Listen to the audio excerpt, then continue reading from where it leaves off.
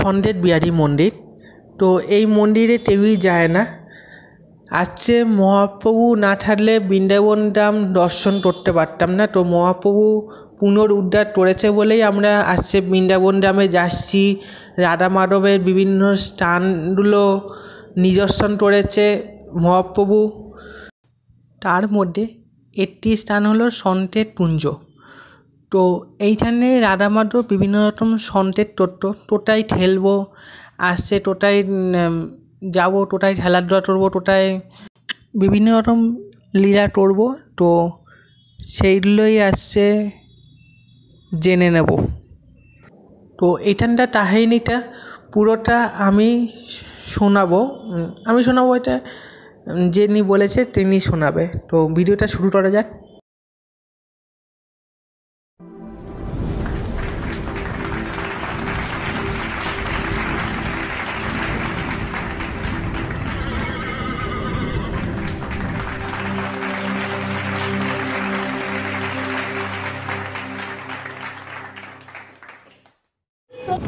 তো আমরা বেরিয়েছি সন্তেত বিহারী কুঞ্জ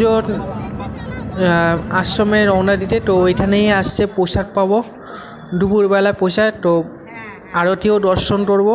তো চলো আমরা তোমার কুঞ্জটা দর্শন করিয়ে নিই। প্রথমেই বলে দিচ্ছি ভিডিও যেন স্কিপ করো না, স্কিপ করলেই আর কিছু বুঝতে পারবা না। সুবিধার্থে বলে দিই, সন্তেত বিহারী মন্দির নন্দগ্রামেই অবস্থিত, যেখানে সন্তেত বিহারী এখানে সন্তেত দেওয়া হতো।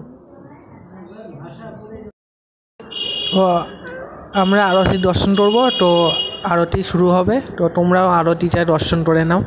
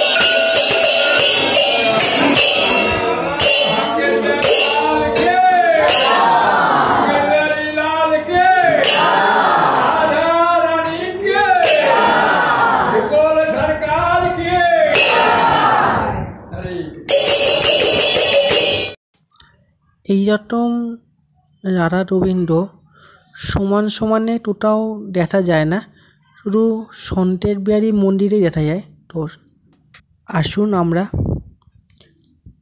সন্তেত বিহারী মন্দিরের যে কাহিনিটা রয়েছে, তো সেখানটার কাহিনিটা, তো এখানটার মন্দিরের কর্তৃপক্ষ তার সাথে শুনে নেব।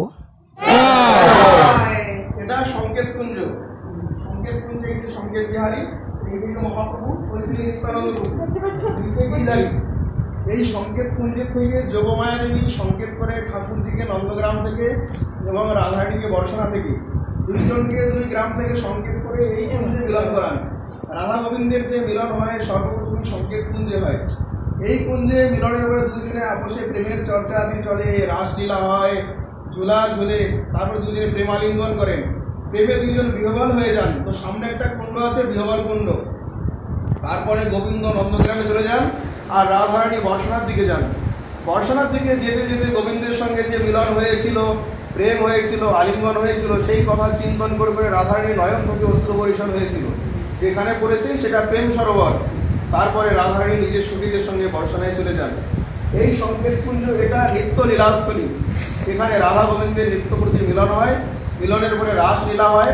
রাসলীলার পরে দুজনে একসঙ্গে বৃন্দাবনে যান। বৃন্দাবনে গিয়ে যমুনাতে জল কেলি করেন, শৃঙ্গার বটে শৃঙ্গার হয়, আর মৃধুবনে রাস করেন।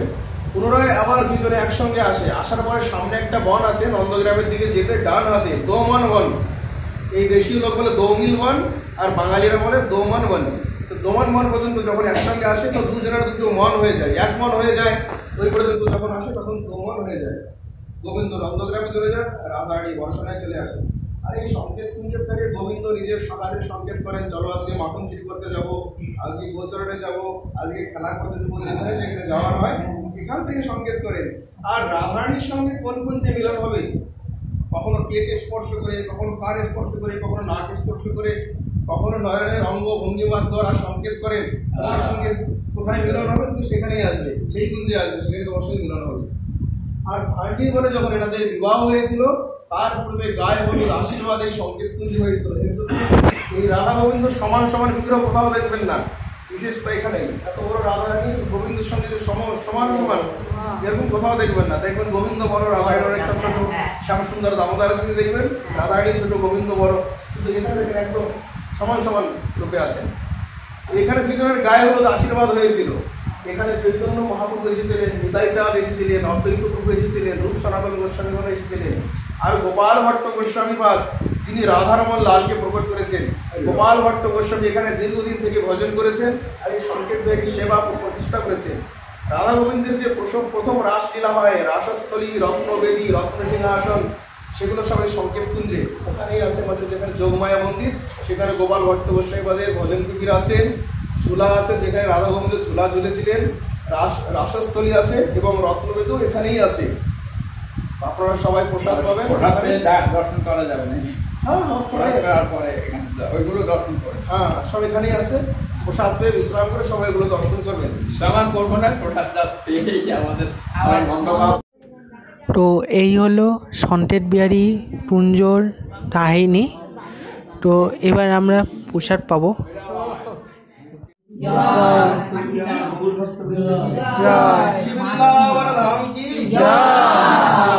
বৃন্দাবন চন্দ্রচূড় কি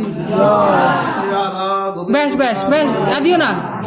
শ্রী রাধা দামোদর শ্যাম সুন্দর লাল কি জয়। শ্রী রাধা রমন গোকুলানন্দ লাল কি জয়। শ্রী রাধা মাধব রাধা মদন গোপাল কি জয়। শ্রী রাধা বল্লভ রাধা বঙ্কুল জয়।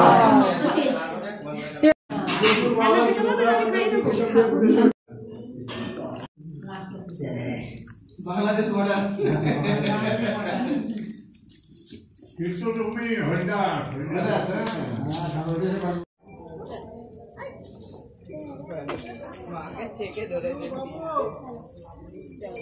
চলো চলো চলো, ওই যে ওইদিকে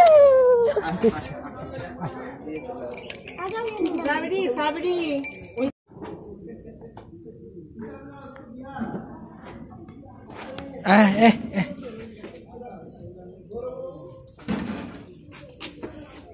যা ওটা নেই নেই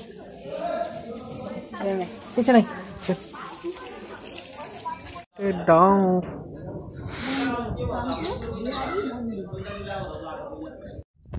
জোরে চিত্রটা হবে না, ওরা ঠিক আসবে, ওরা ঠিক আসবে, এত জোরে চিত্রটা হবে না।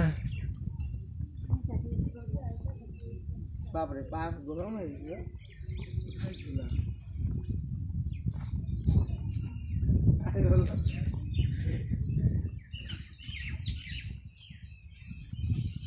কালী মন্দির, হনুমান যেটা আছে এটা একটা।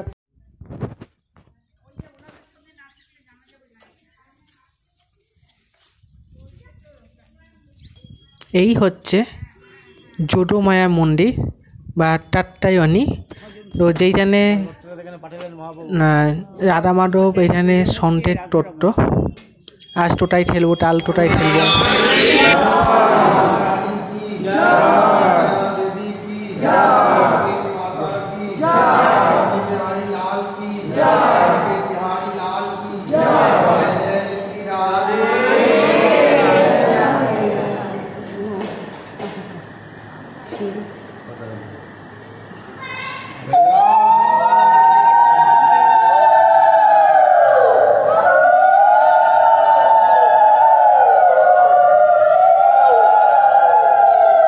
এই হচ্ছে টাট্টায়নী মা বা যোগমায়া মা।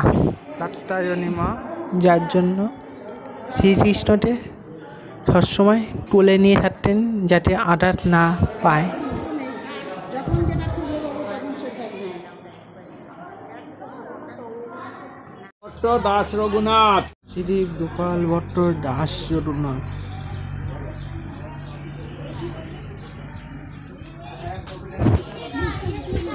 এরপরে যাব শ্রীকৃষ্ণ যেখানে 9 লাখ গরুতে চড়াতো সেই জায়গাটা দর্শন করতে। তো আজকে পর্যন্ত এই পর্যন্তই ভিডিওটা।